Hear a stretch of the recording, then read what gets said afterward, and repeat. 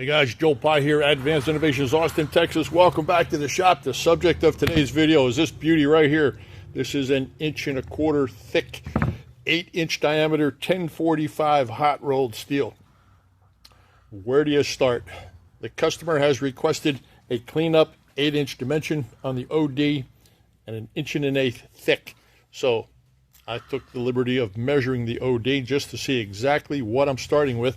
If you want it to clean up, well, you better know what you're starting with if you want to get to where you're going. 8 inches 035 across this way, 8 inches 106 across this way. So this thing is grossly out of round. We know that for a fact. That's a good thing to know. What we don't know is exactly how well the saw worked while it was cutting it off. Can we even get to what we want from this piece of material? Chances are, yes. Possibility of a no, very high. Probability of a no, also very high. So let's show you something here for a second. I've got the magic wooden models here. Let's put these up for a second. What could we possibly have on that piece when the saw comes down and cuts it off? Ideally, you want parallel sides, right? Parallel sides. But, oh, look down here in the bottom frame. It's not parallel. It's a parallelogram.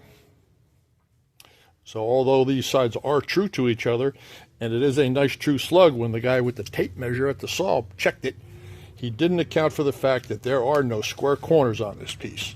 What happens when you go to cut this piece off? Well, when you go to cut a piece like this off, let me lay it sideways. You have to go from the lowest across to the high, from the lowest across to the high, and the projected thickness of this piece is no longer 1.25 inches. It straightens out this way and gets considerably thinner because you have to lose the excess to make it square. And you can see what happens. The piece comes in pretty drastically, and you may in fact lose what you're looking for. Okay, that's a saw problem. Saw problem number one, that was it. Saw problem number two, this is saw problem number two. Let's go at number two right here.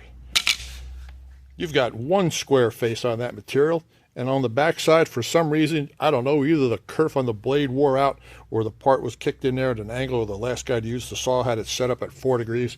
God knows what. Put the tape measure on it, says, oh, 1.25 inches, that's good. Didn't bother to check the other side. So now what happens?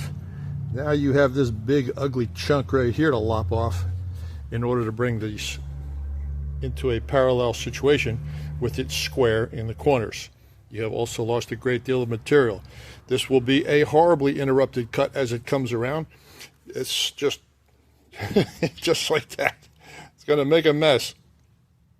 And that's exactly what that other piece did. I actually shot this out of sequence, and that other piece was absolutely like this. Horrible. Is this the only problem you're going to have with a piece like this? No, it's not, but we'll revisit that in a second. What's the next possible saw problem you can have with a piece of material like that? Well, there you go, Mr. Wizard. Both sides are tapered in. When this happens, the bottom side or the small side will then become the projected parallel maximum that you're going to get out of this, because these sides are coming off all the way up to here. And you can see how much material you're going to lose there. That's when you go find the guy running the saw and hit him with the slug. Only kidding. Violence is not condoned. Never throw anything in a machine shop that doesn't need to be thrown. Moving right along. Let's talk about checking this material up. Once you've measured it, once you look at it and you see what you got, how do you chuck it up to get the best result? Well, if you push this piece of material here, let's start with this one in the middle. You push this piece of material here up against a rigid surface. Fantastic. You're going to face it off. It's going to be clean. You're going to flip it. It's going to be good. Parallel piece. Now you go to cut it off.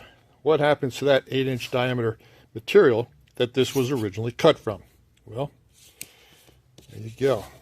You're going to lose this much off that side, which translates to this much off that side, which means when you're done, you don't have an 8-inch piece of material. But when you put it in your chuck and you spin it, and this face is running really well, and you look at the back and that's running really well, you're going to be happy that you got a good piece. You have to look at the edge in the vice jaw, in the chuck jaw, because when this thing spins, the high and low as it comes around, you're going to see an oscillation in that surface. That's exactly what you're going to see as it's coming around. Is there any danger in that? Yes, there is, because your top jaw is hitting on a point out here and your bottom jaw is hitting on a point out here. You do not have a good congruent grip on a material that's cut at a parallelogram. You've got to be really careful about that. This one that's only got one side bad. If you're lucky enough to slam this up against the parallel surface and spin it, you will see the edge of the material as it's running really true.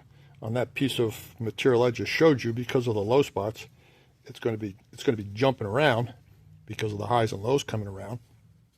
But overall, it's going to be running true. It's not going to be doing the rolling thing.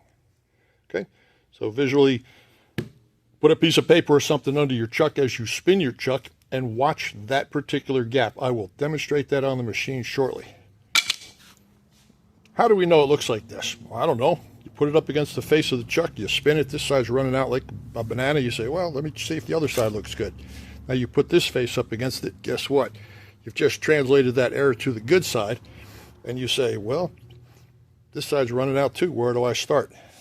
You have to check for square. Very important. This one here, same situation, just really compounded. Banking up against the face of the chuck as it spins, you're going to see almost twice the error because you're banking on a grossly out of square surface. Flip it around, you're going to see the same thing. Identical. Chances of the OD cleaning up, 0 to none.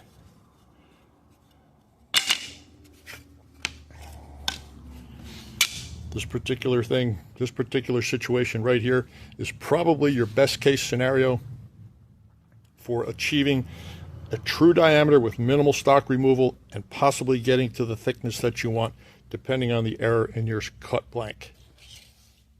But there you go, 3 different ways. Trapezoid, one side square, other side out. And parallelogram, shifted. Let's put that piece of material in the 3-jaw chuck, and I'm going to show you where to start with a 3-jaw chuck when it comes to material like that. 3-jaw is better than a 6-jaw. 4-jaw is also acceptable, but definitely don't do a 6. Okay, 6 is going to have issues with material that's grossly out of round. 3 or 4 jaws only. Off to the lathe we go, boys and girls. A quick way to find out how true your material is, a quick and dirty way, is once again watch the gap against the square. Let's see if I can get there where you can see it. All right, well, you know that is not square.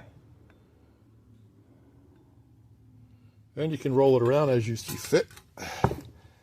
Look for a spot on the material that does look good. So far, that ain't it.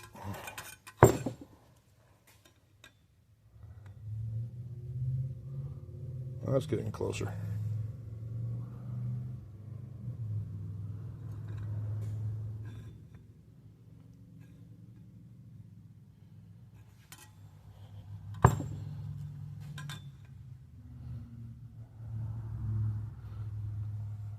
So I would say on this piece we have the parallelogram situation where we have 2 relatively parallel faces and the top is out. That looks good. I like that one. So I'm going to mark this on the piece right here as a square area.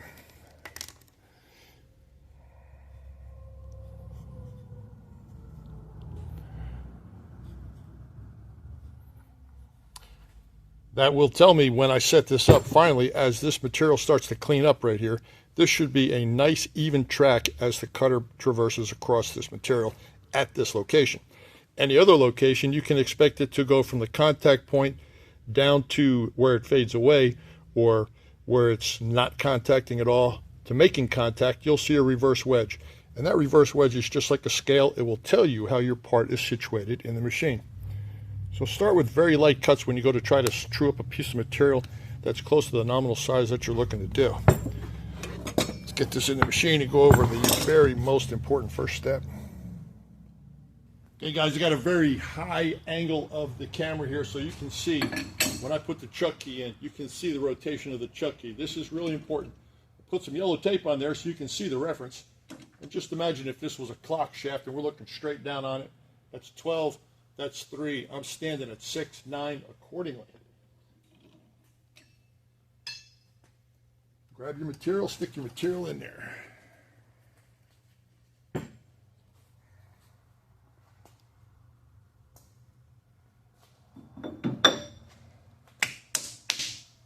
Just for now, I am holding it up against the hard jaws.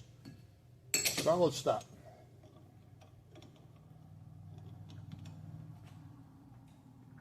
Okay, we got a good snug. The end of my chuck key with the hex drive on it for adjustment is sitting at 3 o'clock. All right, 3 o'clock. I'm going to open this. I'm going to unloosen the chuck right now, and I'm going to spin this material ever so slightly. You don't have to do more than 120 degrees because you're going between 3 points of contact, so 120 degrees max total. Very small increments. As I spin it, I'm going to retorque it. You can see this is now contacting at 2. Coming back to 230. 3. Coming to 4.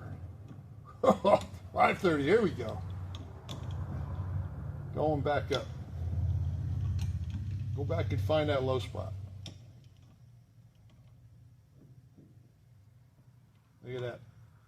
Almost a quarter of a turn out of this material from the time it first made contact. I did a video years ago called Why Did That Come Out of the Chuck? And I'll put a link to that. Stick around to the end of this video to look at that link. Go check out that video. It's about hex stock coming out, almost killing a very respected maker. Well, almost injuring him. Did, thank God. Now that we're in, you got your low spot. You're halfway there. You know the material's not round. You know it's footprinted on the smallest possible triangle grip. So if this piece were to try to rotate, it's only going to try to get bigger, making it tighter. You're very safe at this point. Now let's check the OD so that everything squares up and we get a good face we can work with. Let's get a look at how the OD is actually running. Actually, well, the OD is running terrible, but I want to make sure that it's just sitting in there square. So this is just a little block that I got, a little aluminum block with a sliding probe in it. And then, believe it or not, I'm using this to puncture 10-gauge shotgun shell primers. You ought to hear that pop when that goes off. I'm going to slide this in here and dial it in on the cross slide until I see that gap go away. All right, not bad. Got some contact in the back, got a little bit of space in the front.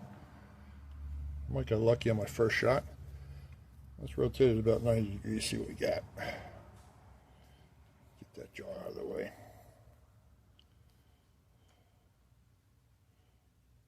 Okay, considerable contact in the front and not the back. That is not good. This part may or may not clean up at the 8-inch dimension requested as it sits.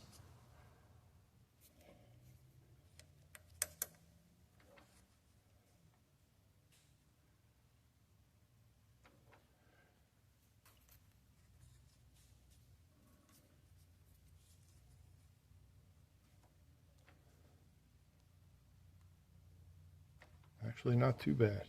Not too bad at all. That one area, though, that's just very unacceptable. I think it was right here. Yeah, that's pretty terrible. When you see something like this, the only way to make that pivot is to move the back out. As it pivots out, it's going to roll this way, bringing the heel of the material up. So in order to do that, we need to take this part and move it out in these jaws so that it is not resting on the face of the step right here, and give us some room to smack it around. Okay, don't forget that it's going to be a little bit further out than it should be. Definitely going to reset that after the fact. Give me a second. I'm going to put about 1/8 of an inch gap in here, and it's going to be strictly by eye.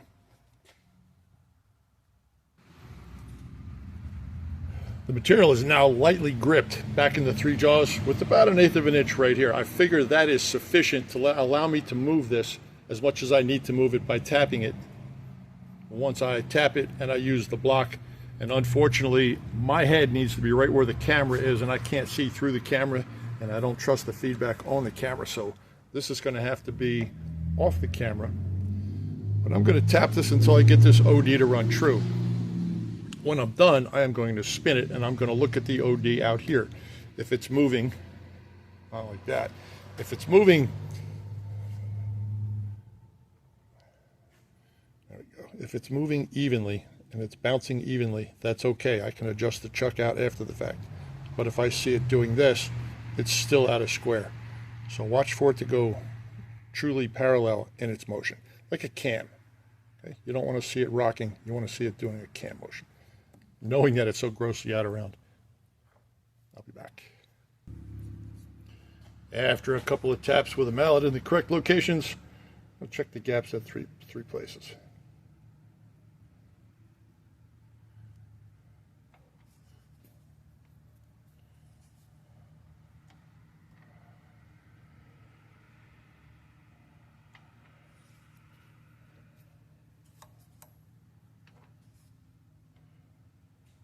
I would say that is acceptably close and within the 40 thou, 35 thou outer round that I know this material is.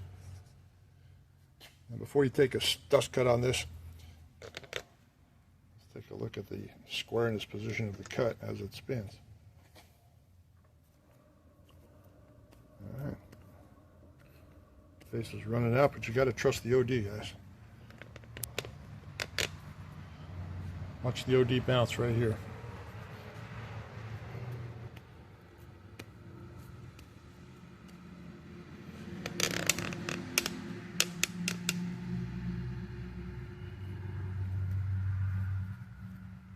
It is really hard to see, but it is moving in and out evenly. And the only way to know exactly how that's going to look is after we clean the OD. If the cuts are rectangular, nice and parallel, as it cleans up, you know you got something going. Snug it up, take a face pass.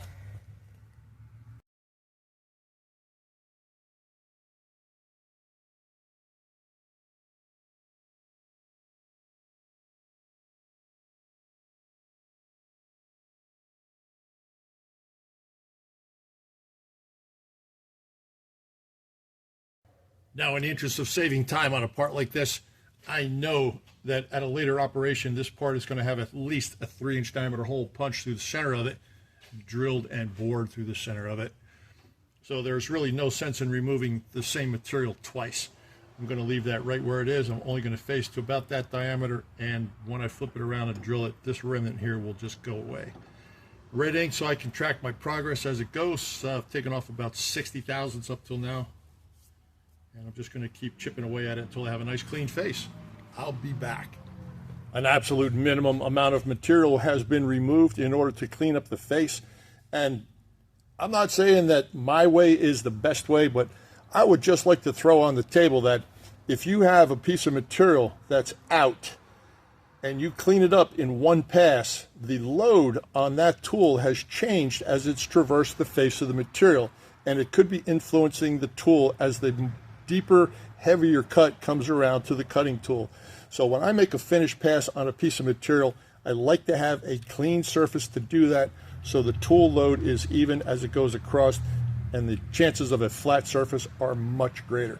All right, that being said, as you face off your part, you're going to face off all those nice little dimensions that you just put on there. So off camera, I checked it again. I've got my small side here, the L's, the low side, and the high side. So as the diameter starts to clean up, I'm going to want to see it start to clean up from these surfaces towards the lows. Any contact in this area, I will adjust it out. This is an Adjust True 3-jaw buck chuck. It is a single scroll, and it has 4 points of adjustment in the back, so I can kick it out about, I would say about 40 thousandths of an inch. I can get this to run out, which is just an amazing thing to have in your shop. If you're doing this in a 4-jaw, well, no problem, because those jaws are independent. These are all together.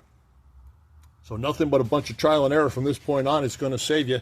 I'm going to take a couple of dust cuts here, a couple of real superficial contact cuts by plunging in this area here. I'm just going to bring the tool in and plunge. and watch for the streak that it leaves. That'll tell me how this is currently running. So let's do it. In case anybody was wondering, that was a KC730 coated carbide tool I was just using, a TPG 321 Canon metal insert, 320 RPM. BSA, what do we got? It was about a 10 thou feed rate on that. It wasn't very aggressive at all. There we go.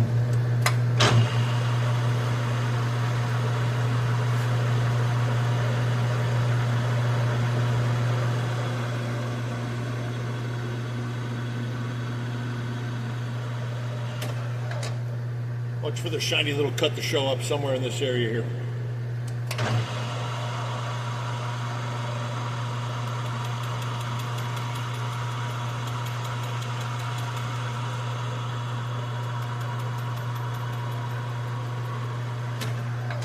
Initially, that is all you want, and that is all you need. Let's see where it's falling in. Okay, making contact somewhere in the high. Nothing in the low, which is good. Nothing in the high, nothing in the low. So we're in the right ballpark. This piece needs to drop down a little bit, so I'm going to unloosen one of my adjuster screws here and pull on the other side, and I'll take another cut.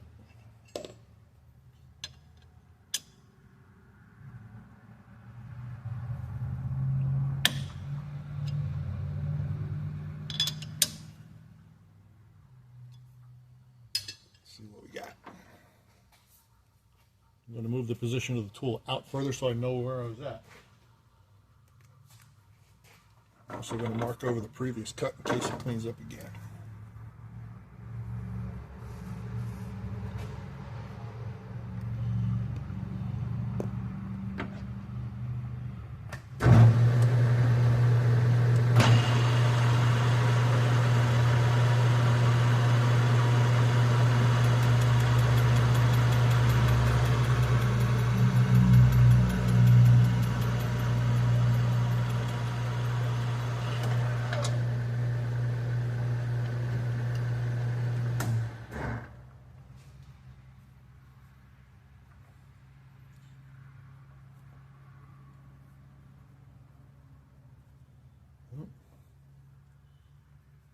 Still got to kick it, guys. By loosening up on this side of the chuck, that puts a gap under it, so when I tighten the other side, it will pull down. As it pulls down, it's going to pull away from the cut.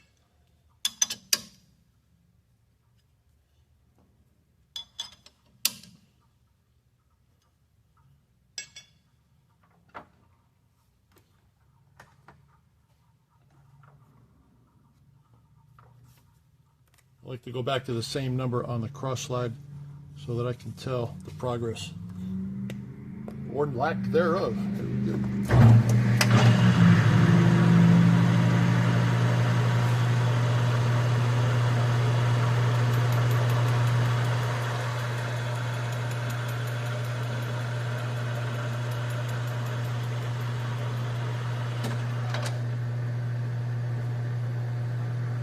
Super small. Nothing. Still nothing. Like I said, trial and error. Be patient. You will be rewarded for your patience. This will be the diameter that you can indicate and grip on when you flip it. So take your time. Have faith.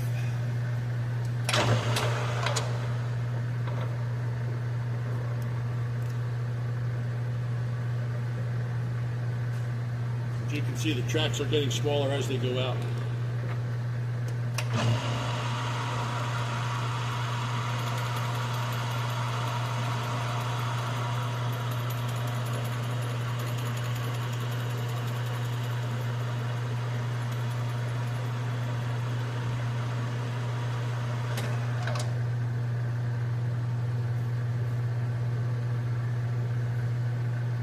Good. Starting to get some remnants here, which is good.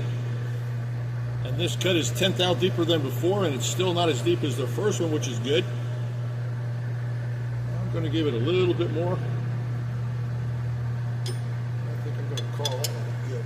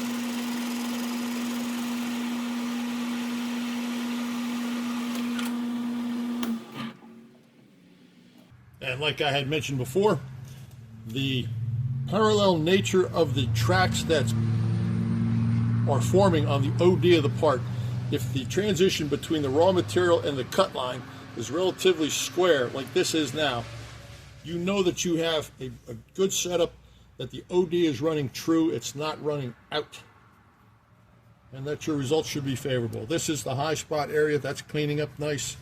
Nothing in the low, high side. Once again, on the other side, I'm very pleased with this. That's all I'm going to offer you for today. I think I've made my point. Watch for a nice square track. Take your time setting it up. Rotate. Look for the low spot on the grip. Be very aware. Don't be aggressive when you're choked out on a material that you don't have a good engagement on. Don't remove more material than you absolutely have to. If this is going to be a hole, why bother facing it? I think that's about it for today, guys. Thank you very much for tuning in wherever you are in the world. Hope you're well, happy, and safe. All the above. I am Joe Pye, Advanced Innovations, Austin, Texas. I'm out.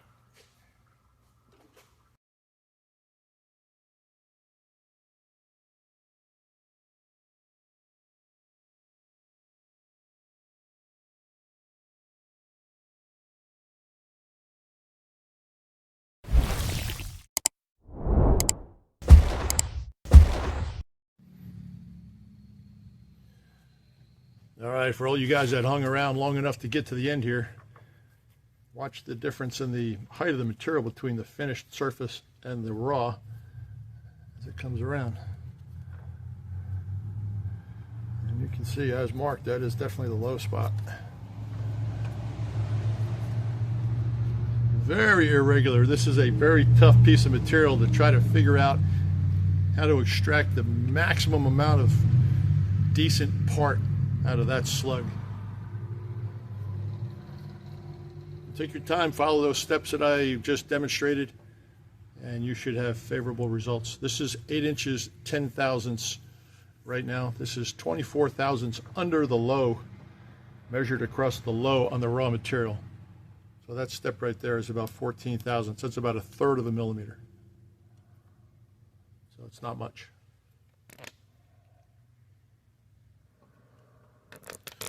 All's well that ends well. Thanks for watching. See ya.